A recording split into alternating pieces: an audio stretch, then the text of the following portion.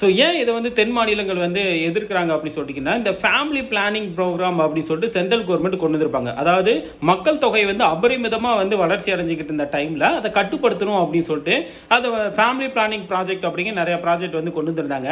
அதை சரியாக இம்ப்ளிமெண்ட் பண்ணது யார் அப்படின்னா தென் மாநிலங்கள் வந்து அதிகமாக இம்ப்ளிமெண்ட் பண்ணாங்க. கரெக்டாக. ஆனால் நார்த் இந்தியாவில் வந்து பார்த்தீங்கன்னா அது பெருசாக எதுவுமே வந்து இம்பாக்ட் ஏற்படுத்தலை.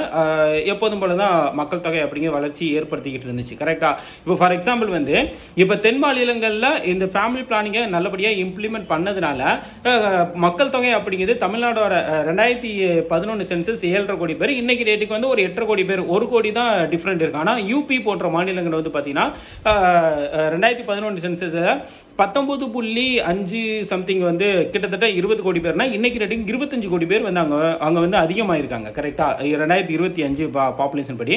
ஸோ அதே நேரத்தில் வந்து பார்த்தீங்கன்னா இன்னைக்கு நம்ம தொகுதி மறுசீரமைப்பு பண்ணும்போது 6 சட்டமன்ற வேட்பாளர்கள் சேர்ந்தது தான் ஒரு எம்பி தொகுதி. கரெக்டா. இது ஒரு சட்டமன்ற தொகுதி அப்படிங்கிறது 6 லட்சம் வேட்பாளர்கள் அப்படிங்கிறது நார்மலாக வந்து இருக்கிற பாப்புலேஷன் அந்த சென்டர். கரெக்டா. ஸோ இப்போ வந்து நம்ம யூபி போன்ற மாநிலங்களில் வந்து பார்த்தீங்கன்னா பாப்புலேஷன் அதிகமாக ஆனதுனால அவங்களுக்கு அதிக தொகுதி ஒதுக்கப்படுறதுக்கு வாய்ப்பு இருக்குது. அதே மாதிரி தமிழ்நாடு போன்ற தென் மாநிலங்களில் வந்து ஃபேமிலி பிளானிங்கை ஒழுங்காக இம்ப்ளிமெண்ட் பண்ணதுனால பாப்புலேஷன் கம்மியாக தான் இருக்குது. கரெக்டாக. அதை மற்ற ஸ்டேட்ஸ் நார்த் கம்பேர் பண்ணும்போது கம்மியாக தான் இருக்குது. அப்போ பாப்புலேஷன் இங்கே கம்மியாக ஆனதுனால இது ஒரு வகையாக ஃபேமிலி பிளானிங்கை நல்லபடியாக இம்ப்ளிமெண்ட் பண்ண ஒரு தண்டனையாக பார்க்கப்படுகிறது. கரெக்டாக. அதனால தான் எல்லாருக்குமே வந்து சமமாக பகிர்ந்தளிக்கப்படணும் அப்படின்னு சொல்லிட்டு இதை வந்து குரல் கொடுக்குறாங்க. ஸோ இதை பற்றின டீட்டெயிலான ரிப்போர்ட் அப்படிங்கிறது நம்ம அடுத்தடுத்த செஷனில் நம்ம வந்து பார்க்கலாம். கரெக்டாக. கண்டிப்பாக உங்களுக்கு புரிஞ்சிருக்கும் அப்படி சொல்லிட்டு நினைக்கிறேன். நன்றி.